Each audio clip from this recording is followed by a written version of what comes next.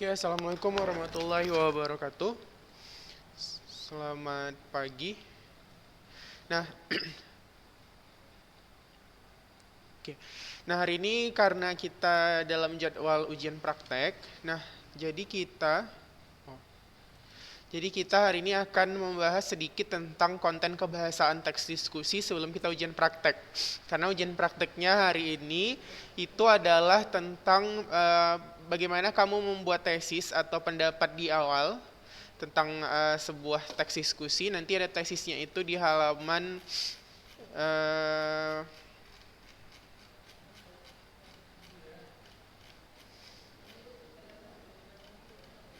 bentar ya, kita lihat ya di bawah.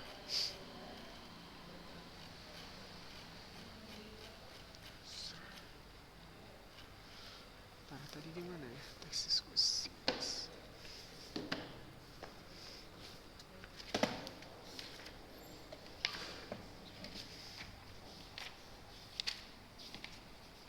Nah, halaman 140. Nanti di situ ada beberapa tesis kan. Coba masing-masing kalau kamu lihat di bukunya halaman 140, di situ ada beberapa tesis nomor 1 sampai 5. Nah, itu nanti boleh kamu pilih salah satu, terus kamu buatlah nanti argumen pro dan kontranya. Jadi masing-masing orang nanti tapi dibuat di Word ya gitu. Jadi nanti di Word itu buat namamu, buat kelas, terus buat tesis yang kamu pilih. Baru nanti buatlah argumen pro dan kontranya gitu. Nah, setelah kamu buat argumen kan nanti di dalam teks diskusi itu kemarin strukturnya ada tesis, setelah tesis ada argumen pro dan kontra, baru terakhir ada kesimpulan. Nah, sekarang yang saya suruh tidak usah sampai simpulan, cukup misalnya yang di nomor 1 halaman 140. Kita lihat ya. Nah, ini misalnya gunakan judul bahasa yang menarik perhatian. Misalnya kamu ambil tesisnya sekolah tanpa olahraga penjara fisik. Bagaimana pendapat kamu tentang pro-nya, tentang kontranya? Kan pasti ada hal yang mendukung di situ, ada yang menolak gitu. Nah, coba kamu buat di situ, tapi disertai dengan data-data pendukung, ya. Nanti kamu ketiklah di situ pro-nya apa, kontranya apa, data-data pendukungnya apa. Misalnya kalau misalnya sekolah tanpa olahraga mungkin tidak menyehatkan badan, atau mungkin kalau olahraganya terlalu banyak justru mengganggu pelajaran dan sebagainya. Karena kan nanti di situ ada dua sudut pandang. Oke? Nah, jadi langsung dari situ dibuat di Word, kamu simpan, baru nanti boleh dikirim ke WA saya, Japri. Nah, tapi sebelum kamu masuk ke sana, saya mau kita memantapkan dulu yang konten kebahasaannya. Jadi nanti dalam proses menulisnya itu tetap harus memperhatikan konten bahasa dari teks diskusi kemarin. Jadi dalam teks diskusi ada beberapa kalimat yang sering digunakan. Salah satunya itu adalah pola kalimat yang menunjukkan waktu. Ada kata adalah, merupakan, sedang, artinya perlu, bertindak. Nah, seperti itu. Jadi itu digunakan, terus kata-kata yang mewakili pikiran. Misalnya, saya percaya bahwa sekolah tanpa olahraga tidak akan membentuk jiwa yang sehat, gitu kan.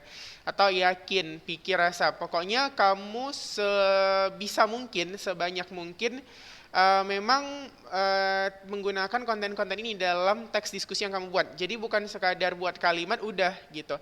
Jadi ada kata-kata emotifnya nanti, terus ada bahasa evaluasinya. Karena kan nanti dalam proses kita mengajukan argumen pro dan kontra, pastinya ada penilaian. Nah, jadi penilaian itu gunakanlah kata-kata misalnya pada tesis kita gagal menjaga lingkungan sendiri.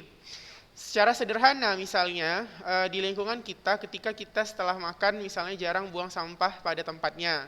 Selain itu orang-orang terkadang berpikiran sempit membuang sampah ke selokan atau ke tempat-tempat saluran air sehingga ketika hujan terjadi banjir. Hal ini tidak dapat dibiarkan karena proses yang berkelanjutan dapat menyebabkan bencana yang lebih besar ke depannya. Nah, seperti itu. Jadi konten-konten bahasa ini tetap harus kamu gunakan dalam proses menulis pro dan kontra tadi. Oke, waktunya saya kasih sampai 2 hari cukup. Kira-kira ini tanggal 25 ya, hari Kamis. Hari Sabtu tuh di jam 12. Jadi paling lambat jam 12 itu udah bisa dikumpul lah ke WA saya. Jadi mulai dari hari ini sampai pukul 12. Ingat, kumpulnya dalam format Microsoft Word. Buat nama, kelas, terus tulisannya Times New Roman 12 ukurannya. Bisa? Ada pertanyaan nggak sampai di situ dulu? Ada pertanyaan? Ada yang kurang jelas nggak sampai di sana?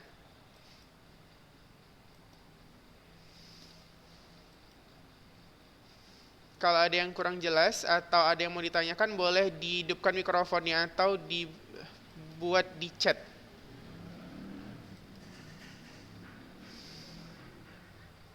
(12 Times New Roman). 12 Times New Roman, normal lah seperti karya ilmiah biasa, 12 Times New Roman 1,5, nanti buat di Word. Kamu buat nama kamu kumpul dalam bentuk file ke saya. Kalau mau di screenshot juga boleh. Iya, kirim ke nomor saya. Ini saya tulis ya nomor saya.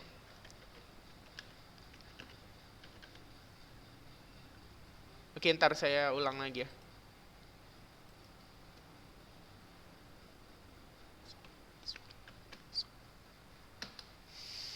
Oke, jadi tugas ujian prakteknya itu ada di halaman 140.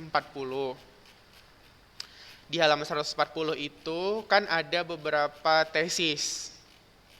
Nah, ini dari nomor 1 sampai nomor 5. Nah, itu bebas, pilih salah satu saja. Misalnya kamu pilih sekolah tanpa olahraga penjara fisik, kita gagal menjaga lingkungan sendiri. Haruskah kita berutang terus kepada bangsa asing, gitu kan? Apa susahnya buang sampah dengan benar, gitu kan? Pilih salah satu aja sampai nomor 5 ini. Jadi ambil salah satu, terus kamu buatlah argumen pro dan kontranya dari tesis yang kamu pilih. Jadi nanti buat di Microsoft Word, ukurannya itu 1,5 Times New Roman 12, ukuran tulisannya, dah. Terus buat di situ tulisannya tesisnya apa, pilih, ditulis di situ. Nah, setelah itu buatlah argumen pro dan kontranya. Sudah sampai di situ bisa? Contoh misalnya, kenapa? Iya, Times New Roman 12. Jadi nggak warna-warni gitu. Jadi nanti saya batasi minimal setiap argumen pro dan kontra itu, pro-nya misalnya 1 paragraf, kontranya minimal 1 paragraf dengan memuat data pendukung. Jadi ingat ya, dengan memuat data pendukung. Jadi saya nggak mau sekedar pendapat kamu. Jadi misalnya gini, apa susahnya sih buang sampah dengan benar gitu misalnya kan tesisnya. Terus kamu buatlah pendapat pro kamu di situ. Membuang sampah dengan benar itu terlihat sederhana, tapi sebenarnya dampaknya cukup besar. Indonesia masih menjadi salah satu negara yang sampai kini menjadi salah satu sampah menjadi masalah yang paling besar, nomor 3 setelah masalah perekonomian dan masalah migrasi kependudukan gitu kan. Kita bisa lihat contohnya di negara Belanda. Mereka membuang sampah itu bahkan membagi mana yang organik, anorganik, sampah yang bisa didaur ulang dan yang tidak bisa didaur ulang. Nah, di sana diterapkan sistem regulasi kalau buang sampah tidak sesuai dengan pembagian organik dan anorganiknya, maka mereka didenda. Dendanya itu besar, sebesar satu bulan anggaran pembayaran untuk pembuangan sampah. Jadi mereka ada uang sampahnya seperti itu kurang lebih. Nah, jadi dengan sistem itu mereka lebih teratur dan tertib. Jadi kalau misalnya sampah-sampah yang organik itu bisa dijadikan pupuk, yang anorganik itu mereka bisa didaur ulang. Jadi misalnya kalau mau buang botol saja, itu tutupnya harus dibuka gitu. Nah, itu kan data gitu. Jadi Belanda itu sampai sejauh ini kalau kita lihat gitu ya, negaranya itu bersih. Walaupun ketersediaan lahan mereka kecil sebenarnya, tapi bersih gitu. Nggak pernah kita lihat di Belanda itu jalannya berdebu, karena jalan ini aja disedot pakai penyedot debu gitu. Jauh sekali sama di negara kita yang mungkin bukan lagi berdebu, berlubang bahkan gitu kan. Nah, jadi kita untuk langkah sederhananya mungkin dari lingkungan kita aja sekitar, misalnya dengan cara membuat 2 bak sampah, organik dan anorganik. Gitu. Jadi ambil tesisnya, ambil argumen pro-nya, ambil argumen kontranya. tapi dengan menyatakan data pendukung gitu. Sampai seperti itu contohnya bisa ya kira-kira? Ada pertanyaan nggak untuk yang itu dulu? Enggak, pilih salah satu. Nomor 1 sampai 5 total. Iya, nomor 1 sampai 5 di sini kan ada 1, 2, 3, 4, 5, 6, 7, 8, 9 tesisnya, 10. Nah, jadi setiap nomor kan ada 2 tesis.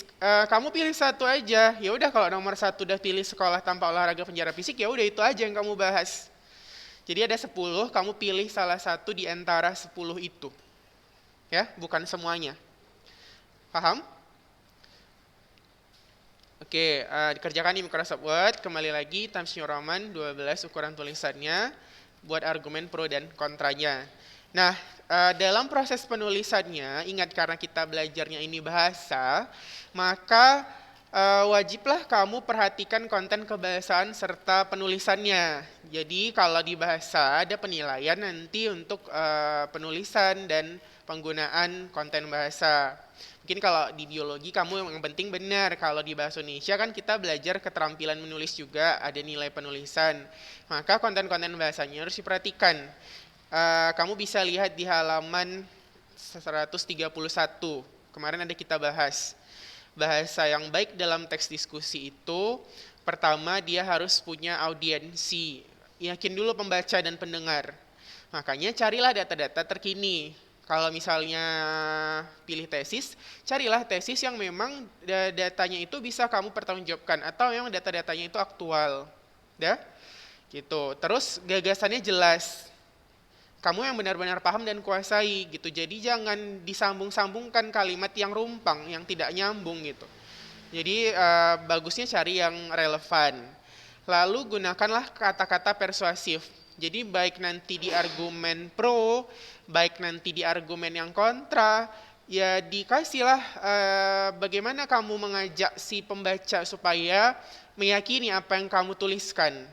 Nah itu nanti ada poin khususnya. Lalu kohesinya.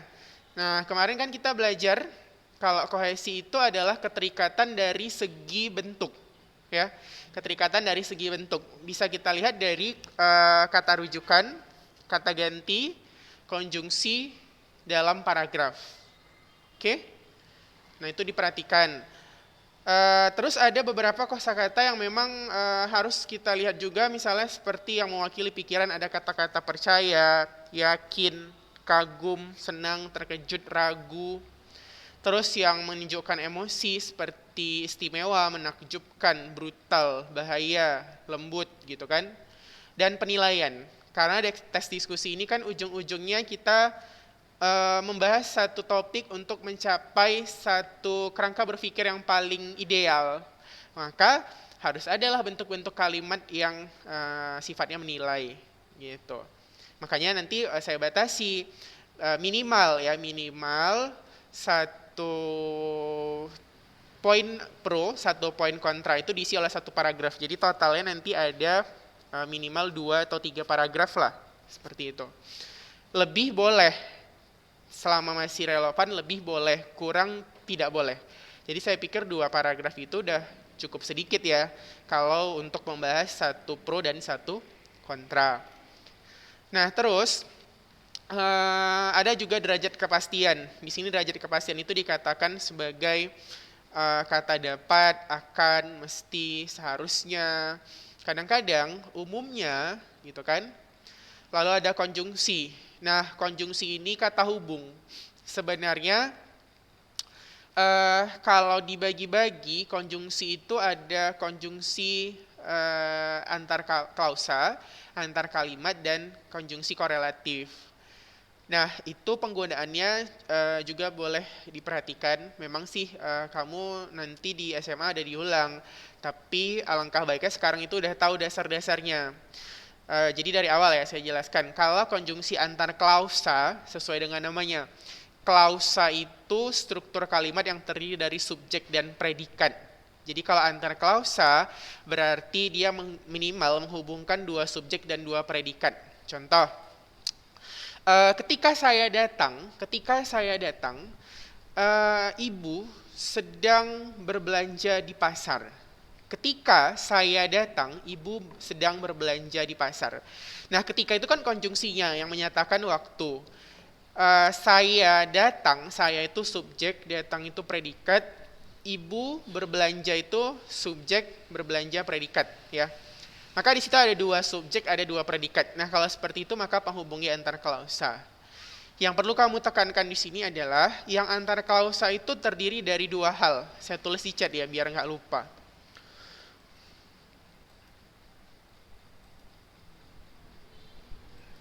Oke, jadi ya bikinnya di Microsoft Word. Saya tulis aja syaratnya ya di sini. Buat di MS Word minimal 2 paragraf yang kontennya ada pro dan kontra.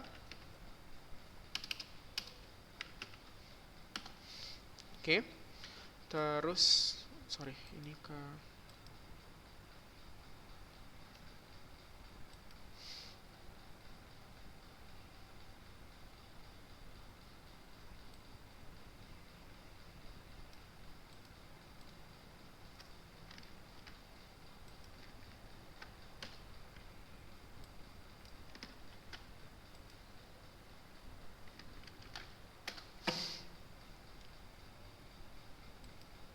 bentar ya. Anda mau tahu contoh kontra kayak mana, Ustaz? Iya, sebentar ya. Ini saya tulis dulu chatnya ke everyone. Jangan dibalas dulu supaya jangan berpindah. Saya buat syaratnya dulu ya. Jadi tadi syarat di Microsoft Word minimal 2 paragraf yang kontennya ada pro dan kontra. Terus tentunya buat nama dan kelas. Buat nama dan kelas. Ya. Terus sajikan data pendukung. Lalu perhatikan konten bahasanya.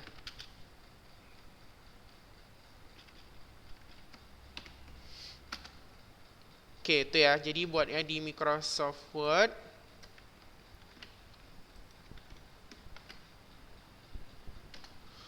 Buat nama dan kelas, sajikan data pendukung, perhatikan konten bahasa, buat di MS Word minimal 2 paragraf, kontennya ada pro dan kontra. Nah, terus ada teman kamu nih yang nanya, bagaimana kalau yang kontra? Nah, kalau yang kontra itu, contohnya coba lihat lagi buku kamu halaman 140 ya. Oke, kalau tidak ada buku boleh lihat di layar. Ini di layar kebetulan udah ter-share screen juga. Udah kelihatan kan? Ya. Oke. Nih. Oke, ini beberapa tesis yang akan kita pilih nanti. Akan kalian pilih salah satunya. Ada 10 tesis. Pilih salah satu saja ya. Nanti boleh disampaikan ke temannya yang belum. Nah, di sini nomor 1 itu ada sekolah tanpa olahraga penjara fisik, atau yang mana ya kita ambil?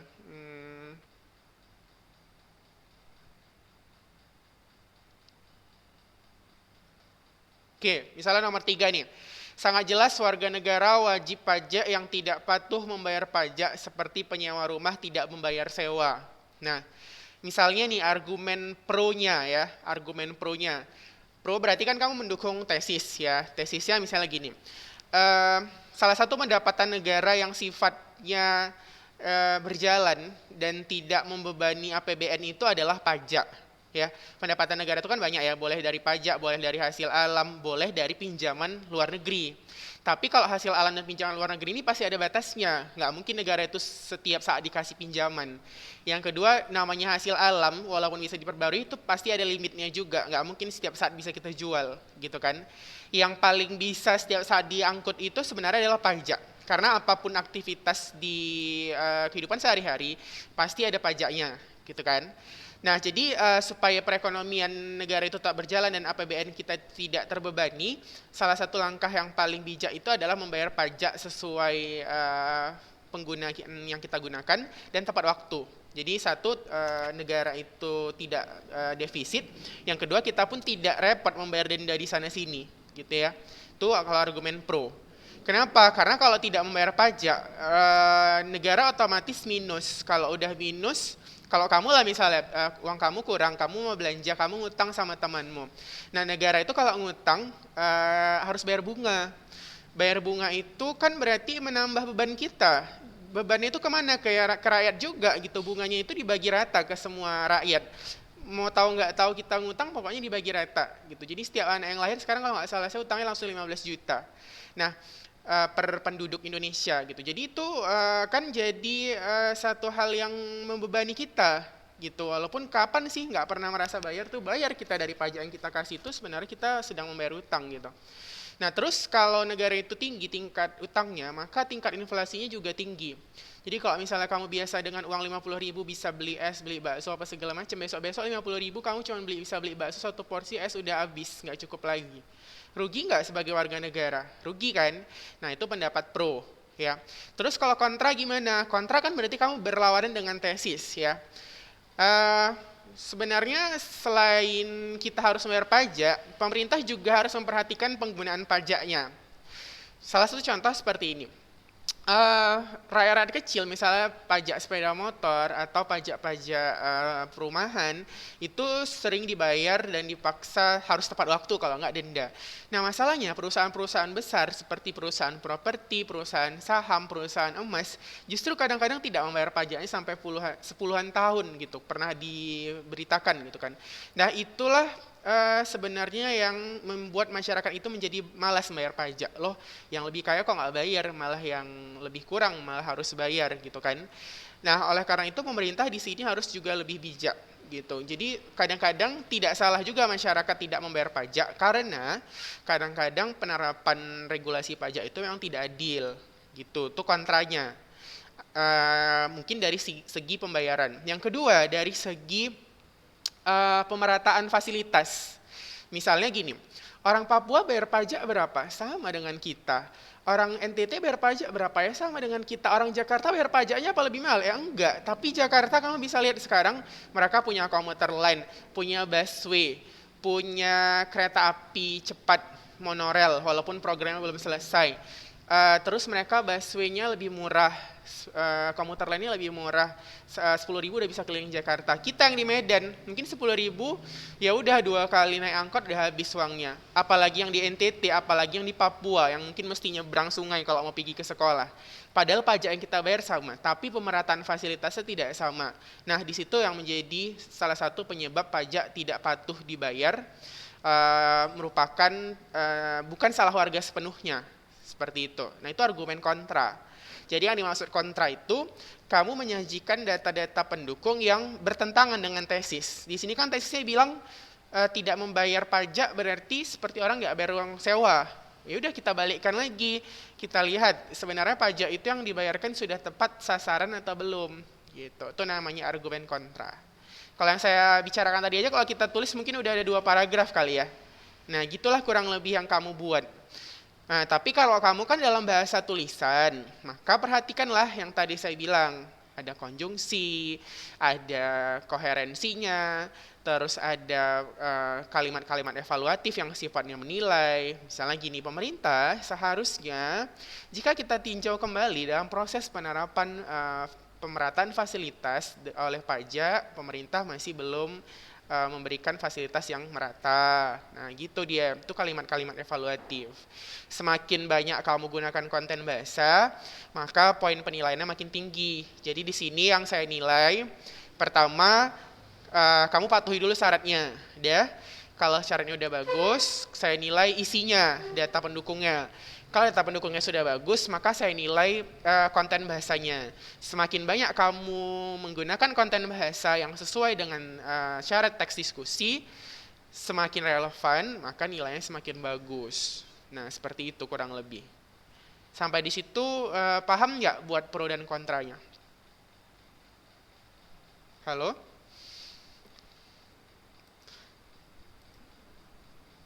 Ya, sampai di sana paham atau ada pertanyaan lagi untuk kenapa?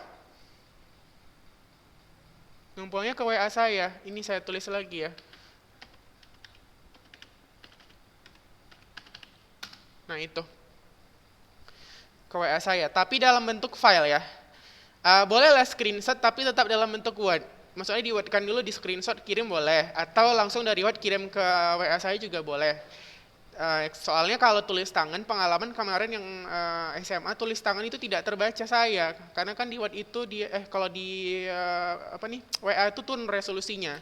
Jadi kalau bisa tetap dalam file Word, jadi lebih jelas dan lebih rapi juga file kamu nanti. Jadi lebih gampang saya memberkaskannya dalam satu folder gitu. Kalau ditulis takutnya nanti nggak terbaca, kan kamu juga yang rugi gitu ya. Oke, ada lagi pertanyaan? Waktunya, oh ya Dek, kenapa? Kenapa? Oh, file yang lain misalnya apa, PDF gitu atau PPT gitu. Boleh sih, kalau tidak menyulitkan, saya kan cari yang paling mudah. Kalau bisa Word aja, kalau PDF kamu bisa, PDF itu kan mesti di-convert lagi. PPT itu kan mesti lagi pakai slide-slide. Terus kalau misalnya buat Microsoft Note itu tidak semua komputer yang bisa baca gitu kan. Ya boleh aja kalau memang file yang lain. Misalnya mau pakai Note aja, susah kalau pakai Word, boleh. Selama sampai ke saya masih bisa terbaca. Itu aja sih sebenarnya. Dan itu tidak menyulitkan kamu. Sebenarnya saya milih extension Word itu karena saya pikir itu yang paling banyak digunakan dan memang paling mudah didapat aplikasinya gitu. Kalau mau pakai aplikasi, iya, tapi kalau misalnya di komputer tidak bisa, di handphone pakai WPS Office boleh. Kalau WPS Office yang nggak ada juga, pakai Note boleh, diketik, dikirim, di screenshot, nanti kirim ke saya. Tapi ketiknya yang rapi lah, gitu. Yang penting buat nama, buat kelas, terus kontennya sesuai dengan yang saya syaratkan. Waktunya paling lambat tanggal 27 pukul 12. Ya, bisa? Insya Allah bisa ya. Nah, itu kembali lagi konjungsi tadi ya, sedikit penegasan dari saya. Konjungsi itu diperhatikan karena ini yang di halaman 133. Nanti boleh dibaca sendiri di rumah satu persatu karena ini ramai. Intinya kalau yang dia setara seperti dan atau tetapi itu letaknya wajib di tengah. Nanti kalau misalnya pertanyaan-pertanyaan lagi boleh dijapri aja saya. Itu saja untuk hari ini. Terima kasih sudah hadir. Oh bentar, sebelum itu saya mau screenshot absennya dulu.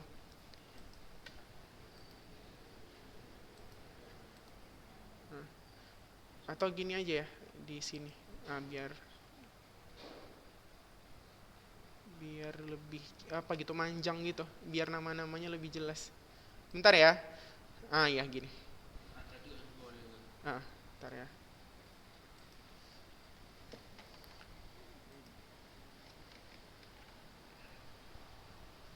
Sampai hadir.